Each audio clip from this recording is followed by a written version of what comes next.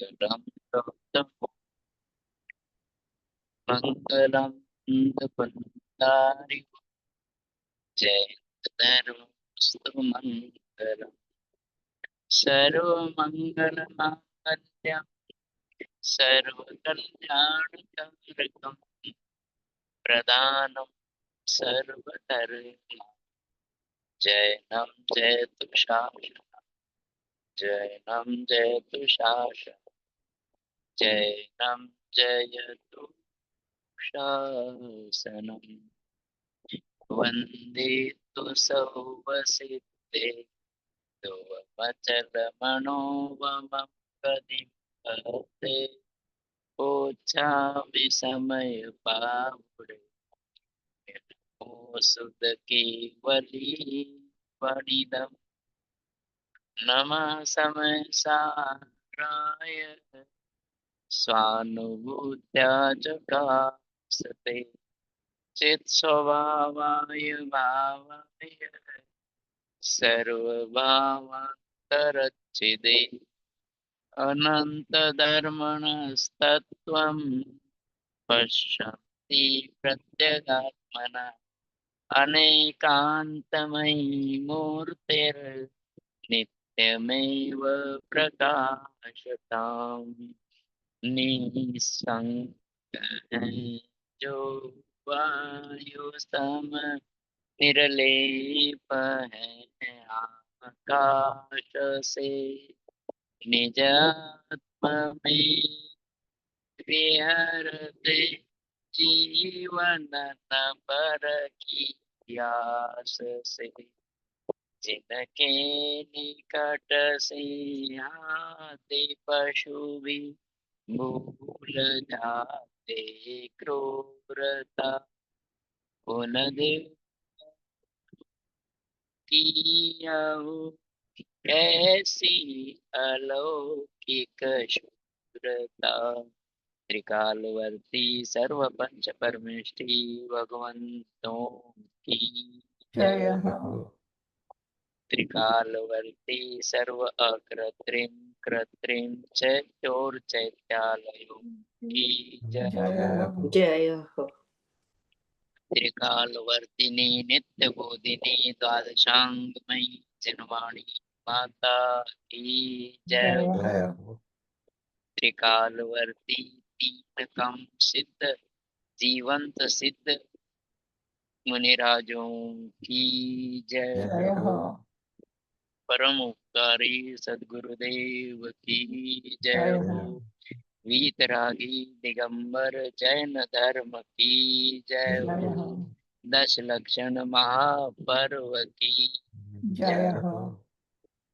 समय सार इसमें प्रतिक्रमण प्रत्याख्यान कल्प शब्द नाम दिया। प्रतिक्रमण कल्प प्रत्याख्यान कल्प ये नाम दिया। इसका 224 और 225 नंबर का कलश है। 224 नहीं 225 और 226 ये दो कलश है ना। ये इसमें कर्म के संन्यास की भावना भाई और एक शब्द है मूल में कि तावत सकल कर्म संन्यास भावना नाटयति। आचार्य अमृतचंद्र देव के शब्द है कि यहाँ प्रतिक्रमण प्रत्याख्यान आलोचना के प्रकरण में सर्वप्रथम कर्म के संन्यास की भावना नाटयति न चाहते। नाटयति क्यों लिखा कि कर्म के संन्यास की भावना को न चाहते हैं, दोहराते हैं, अभ्यास करते हैं, ये दोबारा उत्पन्न न हो कर्म ऐसी भावना भाते। इसमें 225 नंबर का कलश है। कृतकारितानुमन नहीं त्रिकाल विषयम मनोवचन कायैः परिरत्य कर्म सर्वं परमं नैष्कर्म्यमवलम्बे। राजेंद्र जी, इसमें शब्द है नैष्कर्म्य। कौन सा शब्द है? नैष्कर्म्य। इसका भावार्थ क्या है कि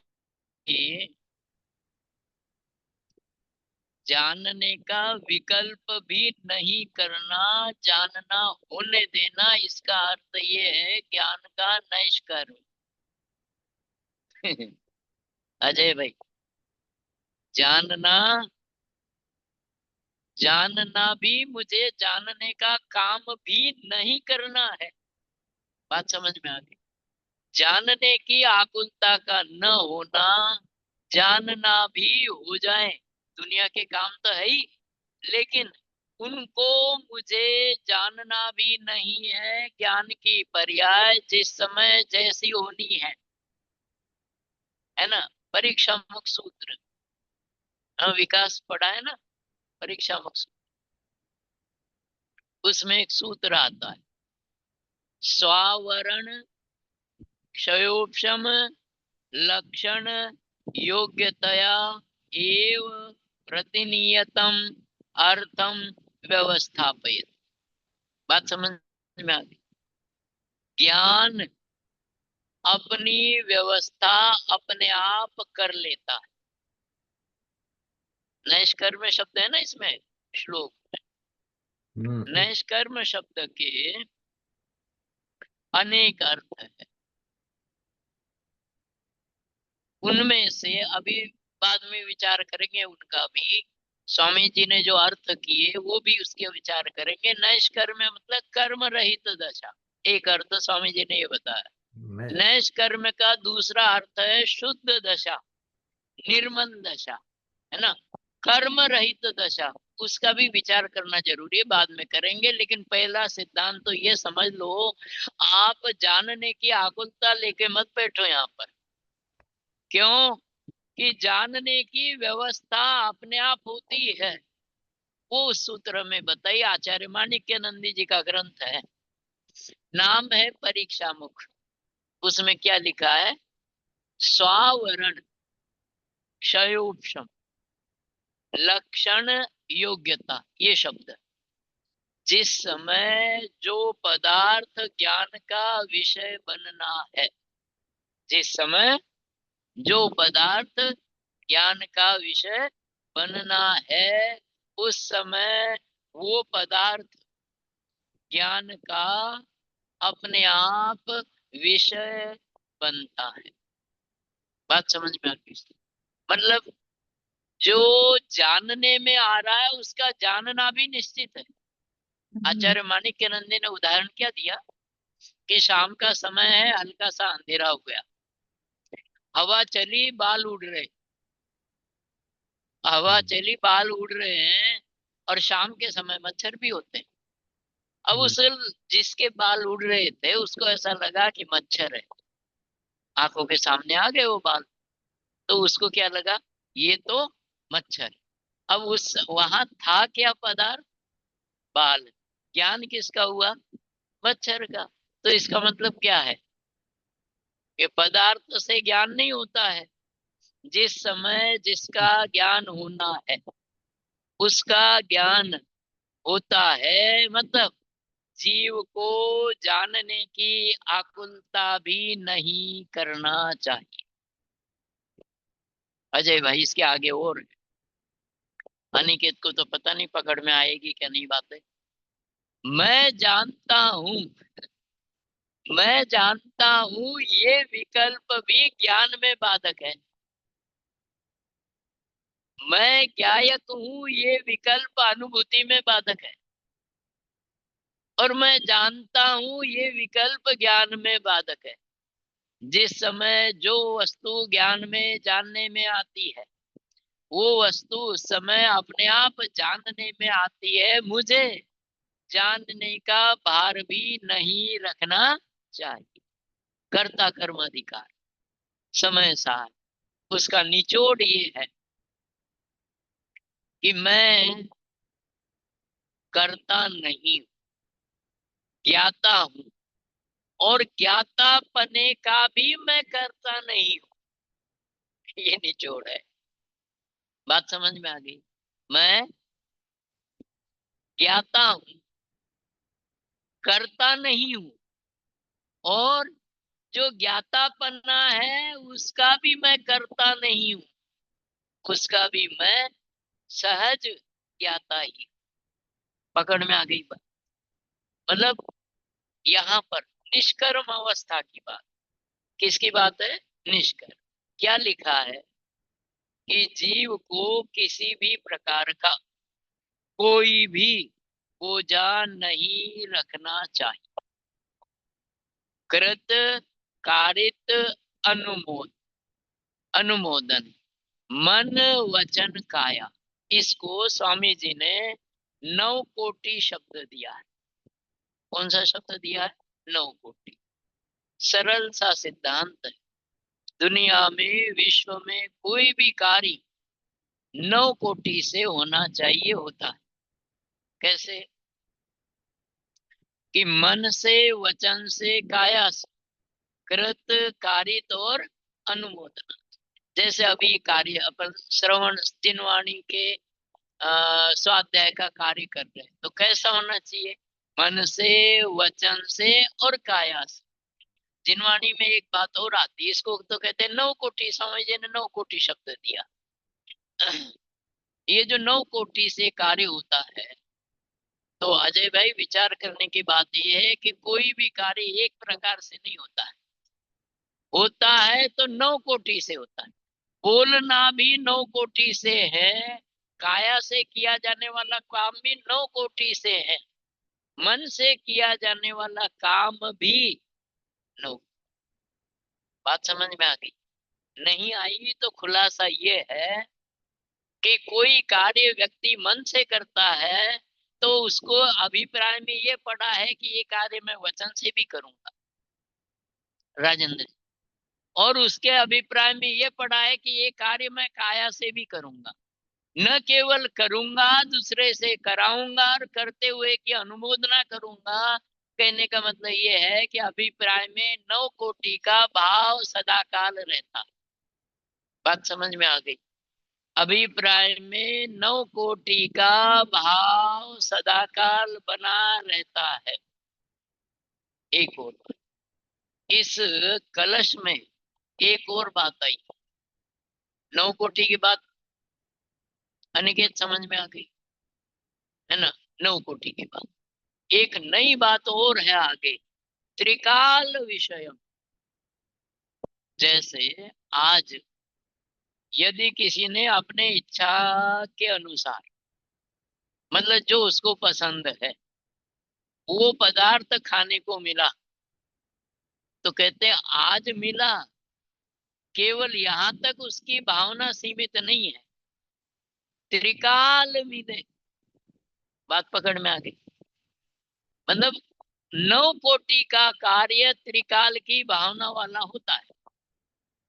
जन्म जन्म कृतम पापम जन्म कोटि उपार्जितम, दर्शन पाठ।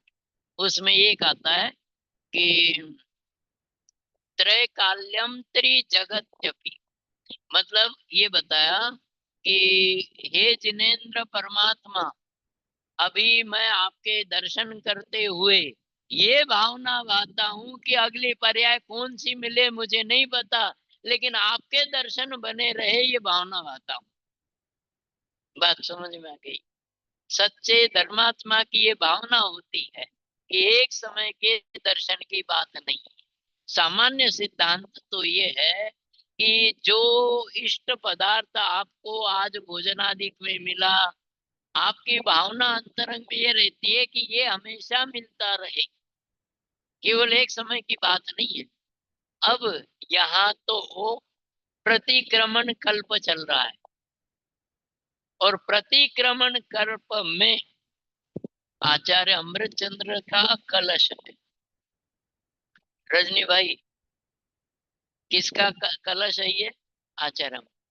वो क्या लिखते हैं कि 9 कोटि से जो कार्य, इसका अर्थ क्या है?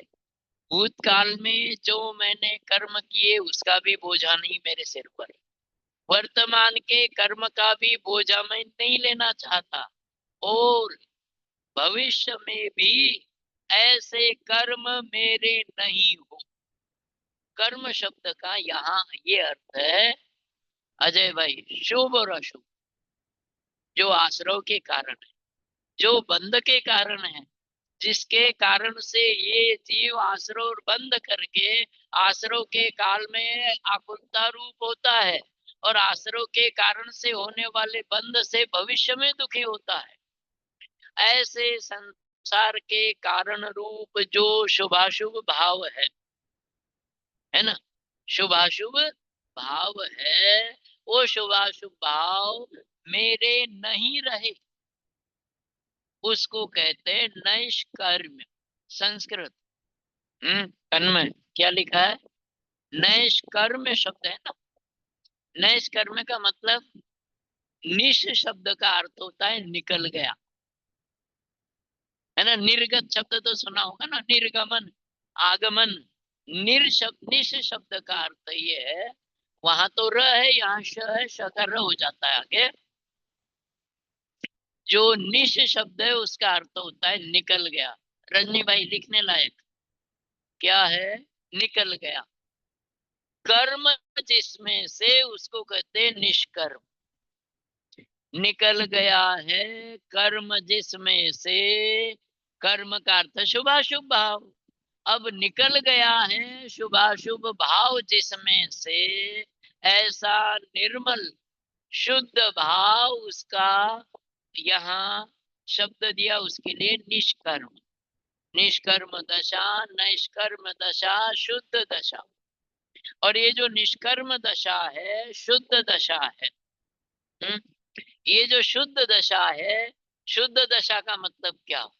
कि जहां आकुलता का नाम नहीं, आनंद के अलावा दूसरा काम नहीं, शांति के भोग और वेदन के अलावा दूसरा कोई नामो निशान नहीं, अपना आत्मा। देखो, चर्चा संग्रह में एक प्रश्न किया कि मुनिराज वन जंगल में एकांत गुफा में रहते, तो प्रश्न किया कि भाई उनको तो समाज में रहकर उद्धार करना चाहिए, एकांत में क्यों चले गए? हैं? तो बड़ा सुंदर उत्तर दिया वहां पर, अनादिकाल से जो निधि, जो निधान, जो खजाना उनको नहीं मिला था, जिस खजाने के भोग के लिए, जिस आनंद, अतिंद्रिय आनंद के भोग के लिए, निर्विकल्प शांति के वेदन के लिए, हाँ, जिन्होंने घर बार छोड़ा, मकान छोड़ा, दीक्षा आदि ली, वो खजाना यदि समाज में रहे, भीड़ में रहे, तो उस खजाने का भोग नहीं हो सकता। इसलिए मुनिराज अपने अतिथि आनंद के खजाने के भोग के लिए एकांत में जाते हैं। बात समझ में आ गई? निर्जन स्थानों पर रहने का प्रयत्न करते हैं। पहले पूछा था एक बार, मुनिराज को उपवास करना अच्छा लगता है या आहार करना? बताओ अनिकेत, क्या अच्छा लगता होगा? उपवास करना अच्छा लगता होगा। मैं यदि ये कहूं कि मुनिराज को न उपवास करना अच्छा लगता है, न आहार करना अच्छा लगता है, शरीर में शिथिलता दिखे तो उपवास करते हैं, कमजोरी दिखे तो उपवास करते हैं, आहार लेते हैं। बात समझ में? मतलब उनको न उपवास से राग है, न आहार। कहने का मतलब समझ में आ गया? उनको तो अपने साधना से प्रयोजन है। शरीर यदि प्रमादी होकर के साधना से दूर ले जाए तो उपवास करो, शरीर में कमजोरी आ जाए तो आहार दे करके उसको ठीक करो। किसी एक से राग नहीं होता। बात समझ में आ गई? अब आगे यहाँ नैष्कर्म शब्द का दूसरा अर्थ क्या है? स्वामी जी ने नैष्कर्म, रजनी भाई ध्यान देने की बात है, नैष्कर्म शब्द में कर्म शब्द का दूसरा अर्थ स्वामी जी ने किया है पर्याय, सूक्ष्म अर्थ है। और कोई पढ़े सुने ध्यान जाए तो जाए, नहीं जाए तो नहीं जाए। नैष्कर्म, कर्म का अर्थ पर्याय, कर्म का अर्थ क्या है? पर्याय। जिनकी दृष्टि पर्याय पर से निकल गई है, जिनकी दृष्टि पर्याय पर से हट गई, वो जीव नैष्कर्म दशा को प्राप्त हुए। अंदर में जो पर्याय है, उस पर्याय पर से भी जिनकी दृष्टि हट गई है। बात समझ में आ गई?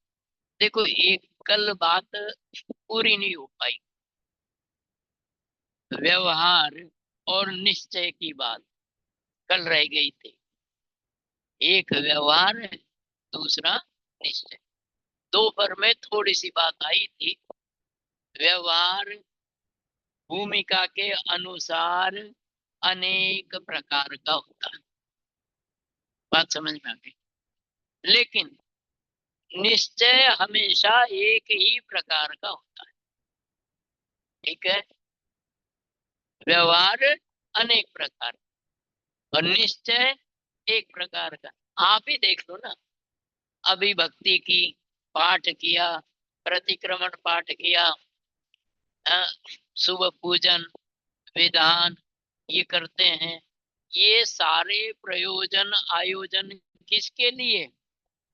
इन सभी आयोजनों का प्रयोजन यही है कि पर्व के दिनों में हमारे परिणाम मलिन न हो, हमारे परिणाम मलिन न हो। एक और बात, इन का प्रयोजन एक ही है। जिन जिन क्रियाओं का प्रयोजन निश्चय होता है, वो सभी क्रियाएं व्यवहार कहलाती। बात समझ में आ गई? अब स्वामी जी ने एक अर्थ ये किया कि निश्चय के साथ रहने वाले राग का नाम व्यवहार है। रजनी भाई ये लिख लेना, फिर दोबारा कभी पूछ लेना। निश्चय के साथ रहने वाले राग का नाम व्यवहार है। बात समझ में आ गई? आपके अंदर में स्थूल उदाहरण बता रहा हूं, भगवान के दर्शन का भाव है, तो भगवान के दर्शन का भाव होने से भगवान दिखते ही हाथ जुड़ जाते हैं, भगवान दिखते ही मस्तक झुक जाता है। कभी प्रकरण ले लूंगा सामायिक का, कि सामायिक में 4 शिरोन्नति की जाती है और चारों दिशाओं में की जाती है ना? कितनी? 4, चारों दिशाओं में। तो चारों दिशाओं में क्यों? सामायिक में या तो पूर्व दिशा की ओर मुंह करके बैठा जाता है, या उत्तर दिशा की ओर मुंह करके बैठा जाता है। चारों दिशाओं में शिरोन्नति क्यों की जाती है सामायिक? अब राजेंद्र, ये उत्तर बहुत मुझे तो भयंकर अच्छा लगता है। क्या है कि चारों दिशाओं में, चारों दिशाओं में अकृत्रिम चैत्य चैत्यालय। एक बात, 3 बातें आने के, चारों दिशाओं में शिरोन्नति का मतलब हाथ यूं जोड़ना है और ऐसा माथा झुकाना, इसको शिरोन्नति कहते हैं। आवर्त होता, आवर्त किसे कहते हैं? हाथ तो यूं जुड़े रहे, अब ये माथे से यूं घुमाना है, उसको आवर्त कहते हैं। विस्तार से बता दूंगा, अभी ये बात है कि शिरोन्नति चारों दिशाओं में की जाती है। तो किस लिए की जाती है? तो कहते हैं चारों दिशाओं में क्या है? अकृत्रिम चैत्य चैत्यालय, उनको नमस्कार करने का प्रयोजन है एक ये। दूसरा, चारों दिशाओं में मुनिराज रिद्धिधारी आदि विराजमान है। जहां हम है ना, इसके चारों दिशाओं में, मतलब एक केवल एक जगह मत लेना, लवण समुद्र में सारे आ गए, दात की खंड अजय भाई पकड़ में आ गई। दात की खंड आदि ढाई द्वीप में सारे। और दूसरा तो ये मुनिराज विद्यमान है। तीसरा, चारों दिशाओं में तीर्थ क्षेत्र, निर्वाण क्षेत्र, अतिशय क्षेत्र विद्यमान है। इसलिए सामायिक में चारों दिशाओं में शिरोन्नति की जाती है। बात समझ में आ गई? कहने का अभिप्राय ये है प्रभु कि कोई भी कार्य प्रयोजन से किया जाता है, और वो प्रयोजन क्या है कि यहाँ प्रतिक्रमण प्रत्याख्यान आलोचना में प्रयोजन क्या है कि ज्ञान चेतना बनी रहे, शुद्ध चैतन्य आत्मा की अनुभूति हो, ये प्रयोजन। उसके लिए ये प्रतिक्रमण प्रत्याख्यान आलोचना होती। बात समझ में आ गई? स्वामी जी ने एक और अर्थ लिखा इसमें आज के स्वाध्याय कि मिथ्या दृष्टि को बाहर का ही व्यवहार होता है, अंतरंग का व्यवहार नहीं होता। बात समझ में आ गई? बाहर का ही त्याग मिथ्या दृष्टि करता है, लेकिन अंतरंग का त्याग मिथ्या दृष्टि को नहीं होता। मिथ्या दृष्टि बाहर का ही त्याग करता है, अंतरंग का त्याग नहीं करता। इसका मतलब बाह्य प्रतिक्रमण मिथ्या दृष्टि के होता है, लेकिन अंतरंग सच्चा यथार्थ प्रतिक्रमण मिथ्या दृष्टि के नहीं। समझ में आ गई बात? यहाँ नैष्कर्म दशा की बात है। नैष्कर्म दशा को मैं प्राप्त होता हूँ, अवलंबे शब्द है। क्या लिखा है? अवलंबे। एक बात और है, जैसे अभी हाँ तन्मय प्रतिक्रमण पाठ बोल रहे थे। अब सार ये है कि मिच्छामि दुक्कड़म, साल भर गलती कर लेंगे, एक दिन मिच्छामि दुक्कड़म बोल लेंगे। वो भी अंतरंग मन से नहीं बोलेंगे, हाँ परंपरा है, उसमें भी मान कषाय का पोषण कर लेंगे। होता है, क्षमावाणी आएगी ना, कोई खुद लिख करके भेजेगा, वहां मैंने बहुत अच्छा भेजा, मेरा संदेश सबसे अच्छा था, उसको मिच्छा भी दुक्कड़म की नहीं पड़ी है, अपने संदेश की पड़ी है। मैंने 4 लाइनें ऐसी भेजी वैसी भेजी। कहने का मतलब त्याग में भी मान कषाय का पोषण, हाँ मतलब छोड़ा उसमें भी मान कषाय का पोषण है, छोड़ने में भी मान कषाय का पोषण। जीव को ऐसा होता है। देखो छोड़ने के बाद बोलना अलग चीज है। छदाम राजा था, है ना, बहुत बड़ा जुलूस लेकर के गया था समूह शरण में, उसके बाद बहुत संपत्ति थी, इंद्र भी वहीं से जा रहा था, और यार इतना लंबा चौड़ा जुलूस,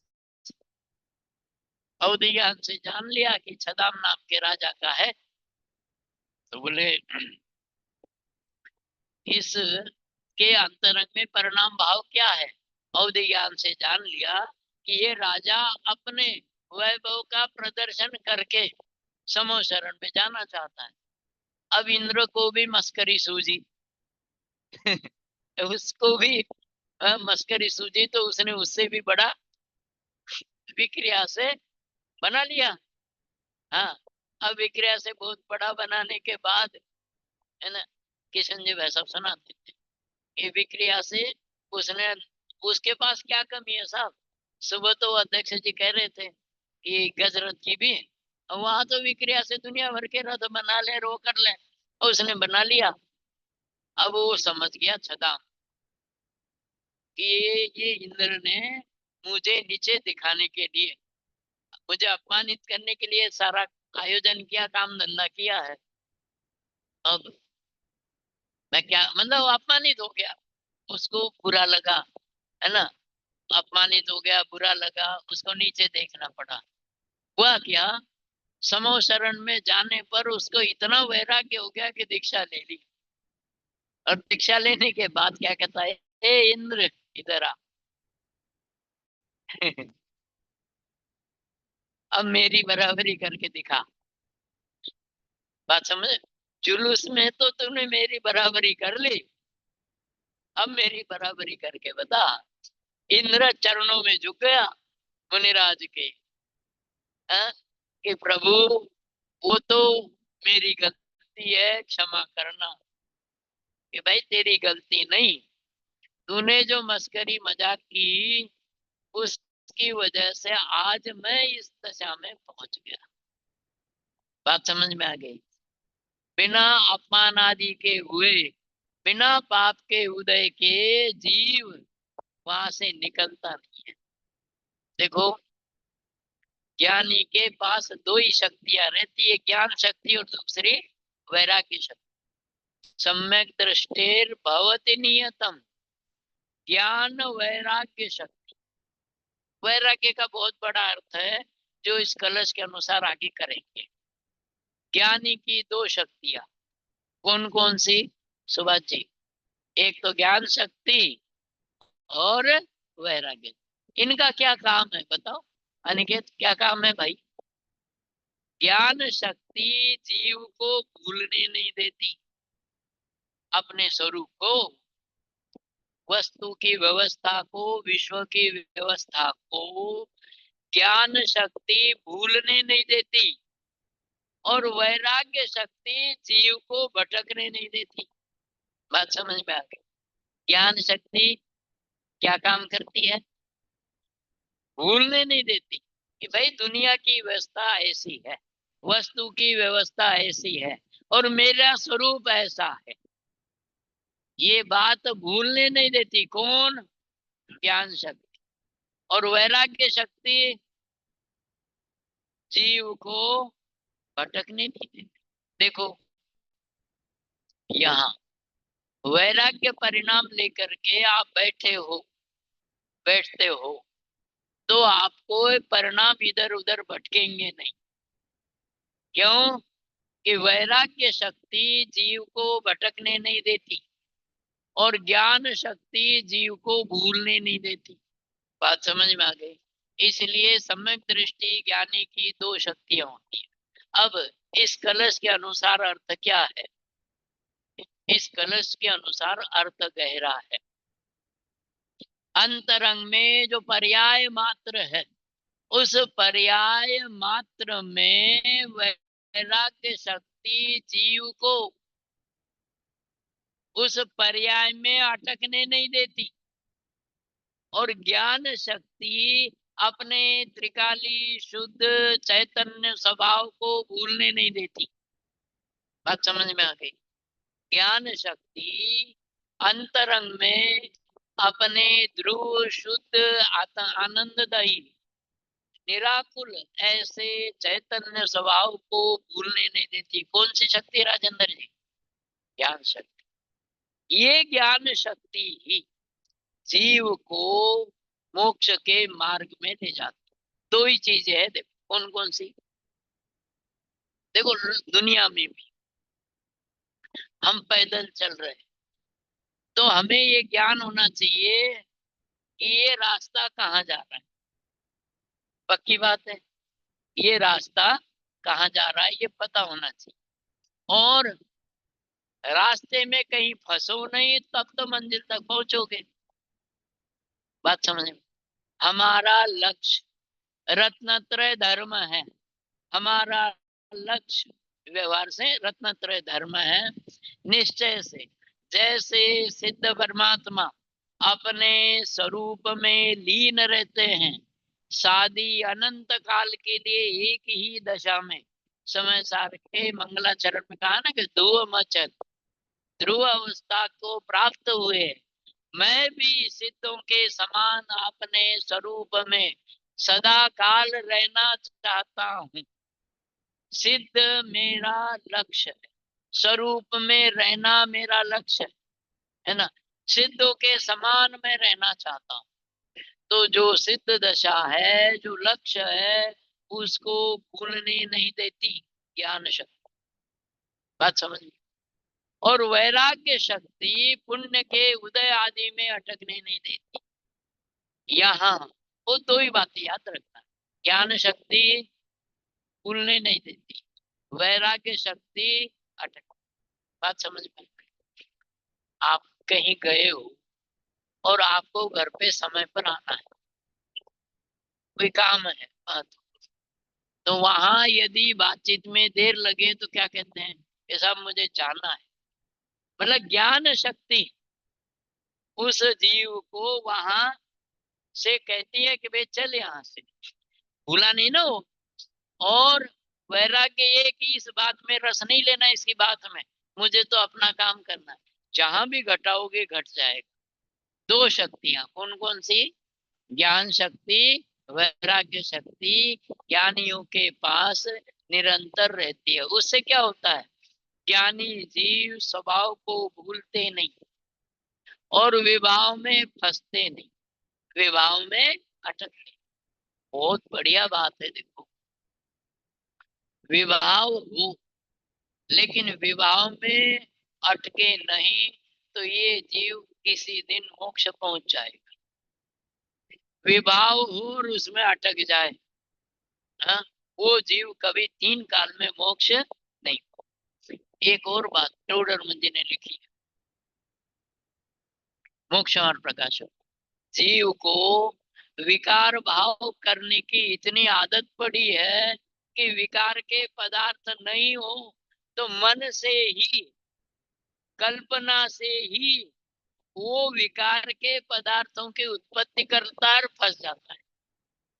सपने देखता है, विचार करता, मतलब आदत तो इतनी पड़ी हुई है, अनादि की भी है और वर्तमान की भी है। होना क्या चाहिए? चाहे जैसा विकार भाव हो, वो विकार भाव मेरे स्वभाव से भिन्न है।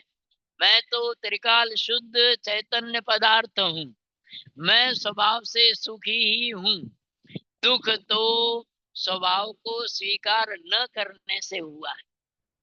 अभी भी इस समय भी देखो, आंख बंद करके आंख खोल करके इस समय भी जीव ये विचार करे कि ये जो विभाव है, ये विभाव मेरा स्वभाव नहीं है। बात समझ में आ गई? विभाव मेरा स्वभाव नहीं है। एक समय की बात है, देखो, एक समय में मतलब पलक झपकने जितने में असंख्यात समय होते हैं, पलक झपकने जितने समय में असंख्यात समय निकल जाते हैं, और बात केवल एक समय की। यह जीव एक समय भी विवाह को विभाव जाने, त्रिकाली ध्रुव चैतन्य को अपना स्वरूप जाने, ज्ञान को ही अपना स्वभाव जाने और 9 कोटि से उसी में रहे तो तत्काल ही सम्यक दर्शन को, मोक्ष मार्ग को, अतीन्द्रिय आनंद और अतीन्द्रिय सुख को प्राप्त हो जाए। ये बात तो गांठ बांध लो। अनादिकाल से जीव भोग भोग रहा है, लेकिन भोगों से आज तक जीव को सुख की प्राप्ति नहीं। आज जिन भोगों में फंसा हुआ है, ऐसे भोग प्रवचनों में स्वामी जी की आई थी ये बातें, ये तो अनंत बार किया। किस भाषा में आई थी? जीव ने बाह्य त्याग भी अनंत बार किया, जीव ने व्रताधिक भी अनंत बार धारण किए। बाह्य त्याग में आ गई सारी बात। अनंत बार ही मुनिपना धारण किया, परंतु परंतु बात क्या है प्रभु? परंतु बात ये है कि जीव ने अंतरंग त्याग एक बार भी नहीं किया। अब सुन लो काम की बात, सारी काम की ही थी। उसमें भी जीव द्रव्य, द्रव्य गुण पर्याय वाला पदार्थ है। अंतरंग में पर्याय भी है, त्रिकाली ध्रुव भी है। जीव ने अंतरंग का त्याग नहीं किया का मतलब जीव ने पर्याय का लोभ नहीं छोड़ा। एक बात, जो पर्याय में शुभाशुभ भाव होते हैं, उन शुभाशुभ भावों में जीव ने रस लेना नहीं छोड़ा। कौन सा शब्द है? शुभाशुभ भाव होना। स्वामी जी के प्रवचन में एक वाक्य आया अजय भाई, क्या शुभाशुभ भाव होते हैं, ये तो संसार है। ध्यान से सुनना भैया, आगे की विनीत। शुभाशुभ भाव होते हैं, ये संसार है। और शुभाशुभ भावों में जीव को जो रस आता है वो रस मिथ्यात्व है। शुभाशुभ भाव संसार है, और शुभाशुभ भावों में जो रस आता है वो रस मिथ्यात्व है। बड़ी गजब की बात। भाव होना बुरी बात नहीं, वो कोई मिथ्यात्व नहीं है, लेकिन उन भावों में जो जीव को रस आता है वो रस, वो मिथ्यात्व है। बात समझ में आ गई? अब अंतरंग त्याग क्या है? पर्याय पर इस जीव की सदाकाल दृष्टि बनी रहती। एक बार पर्युषण पर्व के क्षमावाणी में स्वामी जी ने एक वाक्य कहा था, गजब की बात है, ऊंचे लेवल की बात है।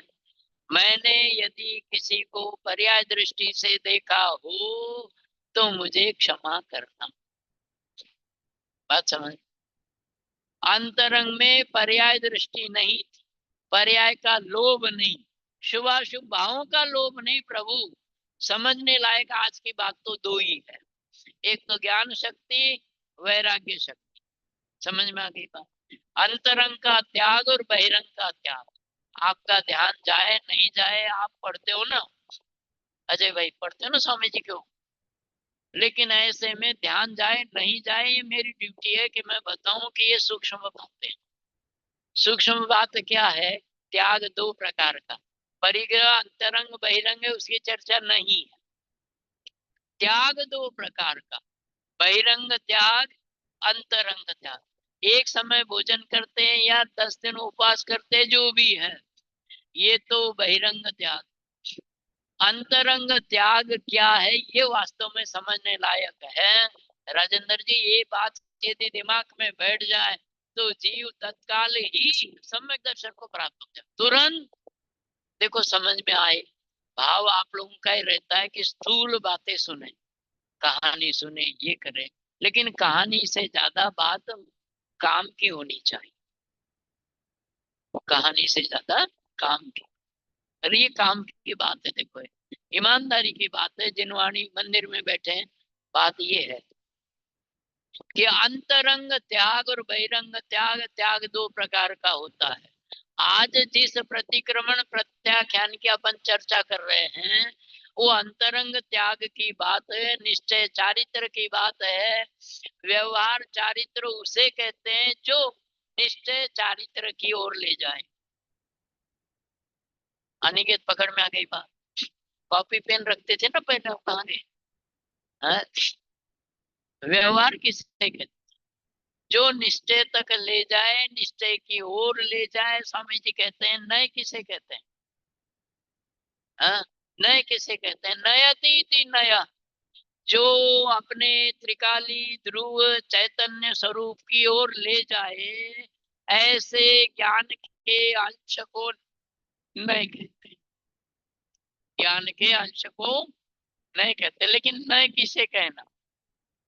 जो अपने स्वरूप की ओर ले जाए। देखो सब पर घट्टा लेना।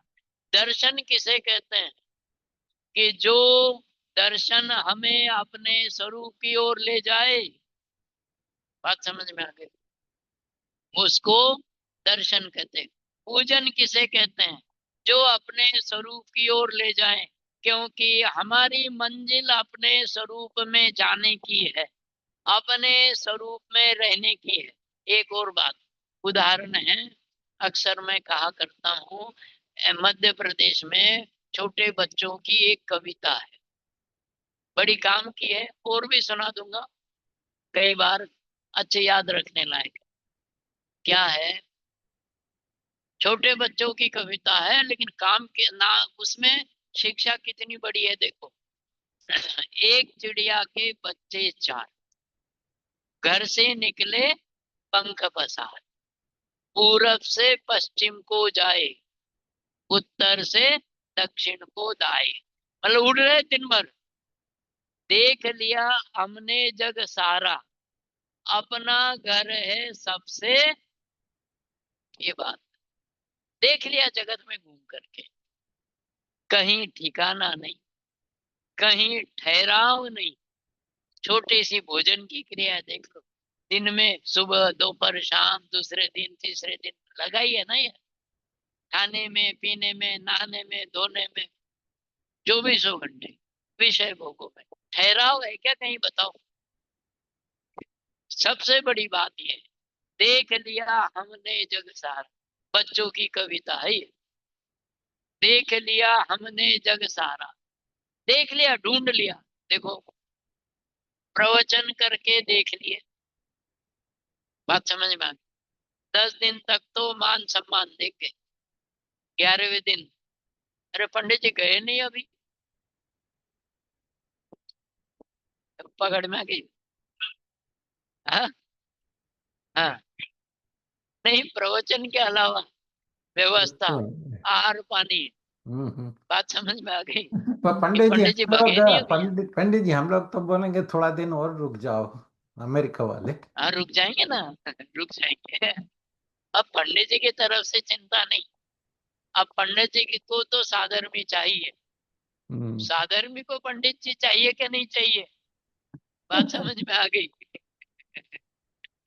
पंडित जी तो ये चाहते हैं कि अब अंतिम समय तक दिनवाणी की शरण नहीं छूटे, परिणामों की गिरावट नहीं हो, है ना, हमेशा सत्संग बना रहे। आज के प्रवचन में स्वामी जी ने कहा कि निश्चय दृष्टि होने के लिए सत्संग आवश्यक है, क्योंकि जैसी संगति में ये जीव जाता है परिणाम वैसे ही होते हैं। सिद्धांत है प्रभु, नियम है। मैं यदि कमरे में अकेला बंद रहता हूँ, लगातार वहीं रहता हूँ, विकल्प नहीं आते बाहर, बात समझ वहीं के। क्योंकि बाहर में चाहे जैसा चतुर व्यक्ति जाए, उसके परिणाम खराब हुए बिना, मलिन हुए बिना, पाप वाले हुए बिना नहीं रहते। देखो कविता की कितनी बड़ी बात है, क्या लिखा है, देख लिया हमने जग सारा, अपना घर है सबसे। मतलब अपना जो चैतन्य स्वरूप है, जिस चैतन्य स्वरूप की आराधना उपासना करके उसमें ठहर करके जीव सिद्ध गति को प्राप्त होते हैं, बात समझ में, नैष्कर्म दशा को प्राप्त होते हैं। आज की जो 2-4 बातें उनमें से पहली बात तो ये है कि नैष्कर्म दशा का अर्थ निर्मल परिणाम, निर्मल परिणति, है ना। एक तो ये, अभी खुलासा और भी लंबा चौड़ा है प्रकरण। एक तो ज्ञानी के ज्ञान शक्ति और दूसरी वैराग्य शक्ति। तीसरी बात ये है, वैसे तो आई बहुत सारी बातें हैं, तीसरी बात ये है बहिरंग त्याग और अंतरंग त्याग। दृष्टि पर्याय से हटा करके पर्याय का त्याग करके, प्रभु पकड़ में आ गई बात, पर्याय का त्याग करके पर्याय पर से दृष्टि हटा करके अपने त्रिकाली ध्रुव चैतन्य पर ले जाना, बात समझ में आ गई। बहुत बड़ी बात है अजय भाई, आपके तो दिमाग में फिट हो जाती है। प्रयत्न को व्यवहार कहते हैं, प्राप्ति को निश्चय कहते हैं। बहुत बड़ी बात है, प्रयत्न को और प्राप्ति को तन में पकड़ में आ गई बात। प्रयत्न को व्यवहार कहते हैं। हाँ, सुख शांति आनंद, त्रिकाली ध्रुव शुद्ध चैतन्य में ठहराव, ये हमारे क्या है लक्ष्य। उस लक्ष्य के लिए समझ में आ गई, प्रयत्न करना ये क्या है, व्यवहार है, और प्राप्त हो जाना निश्चय। प्रभु पकड़ में आ गई। छोटी तो मोटी बात नहीं है, पंडित जी ऐसा लाखों बोल सकते हैं रुपए की प्रयत्न, बात है, करोड़ों की। हाँ, पंडित जी, आप प्रयत्न अनेक बताइए। प्रकार से हो हाँ, सकता है, निश्चय एक ही प्रकार का है। बराबर। लेकिन एक ध्यान रखना, प्राप्ति एक प्रकार की है। प्राप्ति एक प्रकार की है, नहीं नहीं ऐसा। ऐसा नहीं नहीं है। प्रभु, ध्यान रखना, ये पंडित जी बनाया ना आपने मुझे, तो मेरी बात भी सुननी पड़ेगी। बराबर। नहीं, बस सुनते एक और सुनते बात क्या है होता है इसमें। कि प्रश्न उत्पन्न होते हैं ना, तो पूछ लेना भी उचित हाँ, है। होता है। नहीं नहीं नहीं नहीं, मैं इसी से आपकी बात से ही जोड़ करके एक बात कह रहा हूँ। अच्छा अच्छा, बराबर बहुत बहुत बराबर अच्छा। बराबर, बहुत हाँ, बढ़िया। उसमें एक करेक्शन और कर रहा हूँ हाँ कि प्रयत्न को व्यवहार, प्राप्ति को निश्चय कहते हैं। बराबर। हाँ और जो प्रयत्न अनेक प्रकार का आपने बताया ना, कोई उसमें वांदा नहीं गुजराती भाषा में, उसमें हाँ कोई परेशानी नहीं, उसमें कोई दिक्कत हाँ नहीं। लेकिन हाँ हाँ, प्रयत्न उनको कहते हैं जो अनुकूल होते हैं। अनुकूल, अच्छा। प्रदर्शन का नाम प्रयत्न नहीं, हम्म। अनुकूलता का नाम प्रयत्न है, और अनुकूलता को ही व्यवहार कहते हैं। यदि हमारे जीवन का बराबर। लक्ष्य, श्रीमद रायचंद कहते हैं, यदि हमारे जीवन का लक्ष्य सुख शांति है, तो उस जीव का प्रयत्न विषय भोगों को छोड़ने का ही होता है। प्रभु हम्म। पकड़ में आ गई बात। हाँ जी क्यों? हाँ जी। कि विषय भोग भोगते हुए जीव को कभी सुख शांति की प्राप्ति नहीं, नहीं नहीं मिलने होती है है। वाली। ना। बराबर। अनंतमती की कहानी कभी सुनाऊंगा। एक विद्याधर थे, छोटी सी उसकी बात बता। विद्याधर थे अजय भाई, उसमें से सिद्धांत भी पकड़ना। विद्याएं थी उनके पास, उन्होंने एक विद्या रख करके बाकी विद्याओं का त्याग किया। हम्म। सिद्धांत, सुभाष जी क्या है सिद्धांत, क्या है वो बताऊंगा। हम्म। हम्म। एक विद्या उन्होंने रखी, बाकी का त्याग किया। एक विद्या, दो विद्या, तीन विद्या रख करके शुल्लक बन सकते हैं। हम्म। हम्म। मुनि बनने के लिए सभी विद्याओं का त्याग जरूरी है। बराबर। अनंतमती की कहानी में बात आती है, कल विस्तार से बताऊं। तो सिद्धांत बताना है आपको अभी कि उस शुल्लक ने एक विद्या रखी, बाकी का त्याग किया। अब वो मुनि बनना चाहता तो क्या करना पड़ेगा उसको, वो सभी। भी है ना। हाँ, उस विद्या ने उसने बड़े कमाल किए, वो कल बताऊंगा, है ना। आज तो केवल इतनी बात रखना है ना? अनिकेत कल आओगे जबरदस्त कहानी सुनने ना आगे। है? कहानी सुननी है तो आना ही पड़ेगा। है ना, अनंतमती की पंडित जी कहानी हम भी सुनाऊंगा आएंगे। कल। हाँ, आप भी आ जाना, हम आपका भी स्वागत है। ये है कि एक विद्या रख करके, सिद्धांत ये है कि जो एक विद्या उसने रखी, त्याग नहीं किया ना, तो एक विद्या रख करके शुल्लक बन सकते हैं, नई बात हो सकती है।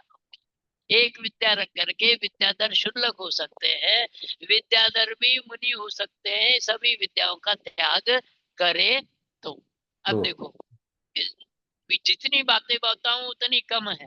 बात हम्म। यह है कि जो प्रयत्न उसी का नाम है, उस प्रयत्न का नाम व्यवहार है। जो बराबर। प्रयत्न निश्चय की प्राप्ति के लिए अनुकूल हो। देखो, पहले तो सामान्य बात बताई थी, प्रयत्न का नाम व्यवहार है और प्राप्ति का नाम निश्चय। ये तो निश्चय। स्थूल सामान्य कथन है। अपने प्राप्ति। निश्चय के अनुकूल बात बराबर। समझ में आ गई। बात समझ में आ गई। एक और बात साथ में बता देता हूँ। जिसको खजाना महत्वपूर्ण लगता है, हिंदी समझ में आ गई ना। हाँ जी। जिसको आती आती अब खजाना ऐसे। महत्वपूर्ण लगता है, हाँ आवे छे, उसको नींद नहीं आती। जिसको खजाने की कीमत है, बराबर। खजाना उसको तो कीमती क्या लगता जाने। है, उसको नींद नहीं आती। और जिसको नींद कीमत आती नहीं। है, उसकी दृष्टि में खजाना कीमती नहीं है। समझ में आ बराबर। गई। हाँ, नींद आती का कुशल भाई, सुनते सुनते। इसका मतलब चिन्हवाड़ी कीमती नहीं। कल बताऊंगा। हरिवंश हम्म। पुराण, 7 लोग हैं 7 प्रकार के 7 जाति के लोग हैं जिनको जिनवाणी सुनने का भाव नहीं होता। कितने अनिकेत? 7। अभी तो 7 समझना है, कल कौन से वो समझना समय हो, है ना। तो बात मूल में ये है, निश्चय व्यवहार की और कल चर्चा करेंगे। अंतरंग त्याग सबसे बड़ा त्याग होता है। और बराबर। स्वामी जी का एक वाक्य है आज के प्रवचन में, चारित्र बड़ा कठिन है, लोगों ने उसको सस्ता करके छोड़ दिया। क्या वाक्य है स्वामी जी का? चारित्र को और सस्ता चारित्र करके बड़ा कठिन है, लोगों ने उसको भोजन आदि से जोड़ करके बड़ा सस्ता करके छोड़ दिया। बात समझ में आ गई? कठिन बहुत क्या है? सच्ची बात है, बाहर बहुत का सच्ची बात है। त्याग। हाँ, बाहर का त्याग तो जीव ने अनंत बार किया। बाहर का त्याग भी अभ्यास से हो जाता है, लेकिन अंतरंग का त्याग अनुभव के बिना नहीं होता। प्रभु, 2 बातें ध्यान से सुनना, एक एक शब्द। बाहर का त्याग अभ्यास से संभव है, लेकिन अंतरंग का त्याग अनुभव के बिना संभव नहीं। बाहर का त्याग अभ्यास से, शिक्षा व्रत होते ना, बाहर का त्याग अभ्यास से और अंतरंग त्याग अनुभव से होता है। समझ में आ गई बात? और अंतरंग त्याग बड़ा कठिन है, और अंतरंग त्याग हो जाए तो जीव मिथ्या दृष्टि नहीं रहता है। पर्याय से दृष्टि हटी, स्वभाव पर दृष्टि घटी गई, है ना। लोक व्यवहार में कहते हैं सावधानी हटी दुर्घटना घटी, वो उल्टा लेना है अपन को यहाँ से। पर्याय से दृष्टि हटी, स्वभाव पर दृष्टि गई, वो जीव सम्यक दृष्टि। बात समझे? पर्याय से हटी हुई दृष्टि स्वभाव पर जाती है तो उसको द्रव्य दृष्टि, सम्यक दृष्टि कहते हैं। संसारी जीव अनिकेत क्या कहते हैं? हम भी द्रव्य दृष्टि है। द्रव्य दृष्टि यूं वैसे, द्रव्य पैसा, कि हम भी सम्यक दृष्टि। सच्ची घटना है, एक जगह की बात है, 20-25 साल पहले। पंडित जी, हम भी सम्यक दृष्टि, यूं सेठ था वो। द्रव्य का मतलब रुपया पैसा उसका, लेकिन अंतरंग त्याग, अंतरंग त्याग कभी व्यर्थ नहीं जाता। बातें बहुत सारी बता रहा हूँ ना। बराबर। बहिरंग त्याग अनंत बार किया, मुनि बना, लेकिन अंतरंग त्याग एक बार भी नहीं किया। और बहिरंग त्याग अंतरंग त्याग के बिना घटित भी नहीं होता। और अंतरंग त्याग तो देखो, कुछ करना नहीं, धरना नहीं, है ना। अगला 226 नंबर का कलश है, उसमें ये बताया आत्मा अपनी आत्मा में लीन रहता है। अब आत्मा को अपनी आत्मा में लीन रहने के लिए किसी की आवश्यकता है, ज्ञान की भी नहीं है। आत्मा को अपने में अपने से लीन होना षटकारक से, वहां किसी की आवश्यकता नहीं है। अंतरंग त्याग वो सच्चा त्याग है। बहिरंग त्याग अनंत बार किया, अंतिम वाक्य। बहिरंग त्याग अभ्यास से होता है, अंतरंग त्याग अनुभूति से होता है।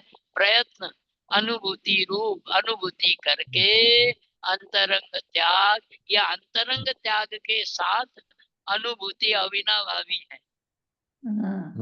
अनुभूति अविनाभावी है, इसलिए जीव को बहिरंग त्याग के साथ पापाचरण नहीं करना है। बहिरंग त्याग के साथ अंतरंग त्याग का प्रयत्न करना चाहिए, है ना। बाकी चर्चा पंडित जी, आपकी एक अंतरंग बात पूछूं जाते जाते? हाँ। आपके मन में ऐसा द्वंद्व चलता है कि सभा में क्या बताऊं, कितना सब हाँ, सही बात। कई कई बातें आती हैं ना, तो आप समय की मर्यादा है तो आप तो थोड़ा ही बता सकते हैं। तो प्रजनभूत जो बातें हैं, तो आज तो बहुत ही अच्छा, कितने सिद्धांत आ गए, और प्रथमानंद योग का किस तरह से हमको उसमें से निष्कर्ष निकालना, वो भी बात तो बहुत बढ़िया आ गई। तो बहुत बहुत अच्छा रहा आज का सेशन, वेरी। अरुण जी, एक सवाल है।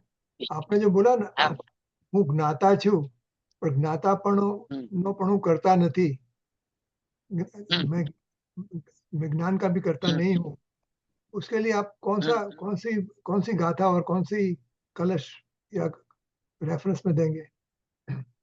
पूरा कर्ता कर्माधिकार, कर्ता कर्म देखा। जीवाजीव अधिकार में 16-17 नंबर की कथा, हम्म। जीवाजीव अधिकार की 16-17 नंबर की गाथा, उसके बाद का कलश, ओ उसके बाद का कलश, ओके। उसमें हाँ।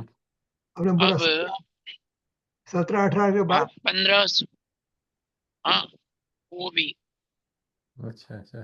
कहने का मतलब ये बात निकालनी चाहिए, निकलती है हर जगह से। हम्म। कर्ता कर्म के सिद्धांत में से भी ये बात निकलती है। अच्छा। कर्ता किसे कहते हैं रजनी भाई? कर्ता किसे कहते हैं? जो स्वयं परिणमित होता है ना? जो स्वयं परिणमित होता है उसको कर्ता कहते हैं। बात समझ में आ गई? परिणमति जो स्वयं परिणमित होता, हाँ, जो परिणमित स्वयं परिणमित होता है, यह परिणमति स कर्ता। तो हाँ, जो परिणमित होता है वो कर्ता होता है। बराबर। बात समझ में आ गई?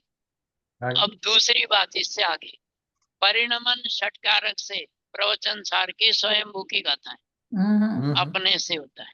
पर्याय भी स्वयंभू है, द्रव्य भी स्वयंभू है। पर्याय भी षटकारक से परिणमित होती है, मतलब कर्ता भी है, षटकारक रूप स्वयं ही परिणमित होती है। दूसरी बात, अब जो स्वयं परिणमित होता है तर्क है, जो स्वयं परिणमित होता है उसका कौन कर्ता हो सकता है? कोई नहीं। बात पकड़ में आ गई? हाँ। जो स्वयं परिणमित होता है उसको कौन परिणमित कराए, और जो परिणमित नहीं होता है उसको, हाँ गुरुदेव ये भक्ति गाते थे, स्वयं परिणति चीज को क्यों कर्ता बन के जाते, ये सुना। हाँ बराबर। उनकी कासलीवाल जी। तो ये बात तो 6 द्रव्य में लागू पड़ती है ना, एक जीव की तरफ तो बराबर है। देखो 6 द्रव्यों पर हर सिद्धांत लागू पड़ता है, हाँ। परंतु हमें आगम की अपेक्षा 6 द्रव्य पर लागू करना है, अध्यात्म की अपेक्षा अपने ऊपर लागू जीव अपने पर। बराबर। हाँ।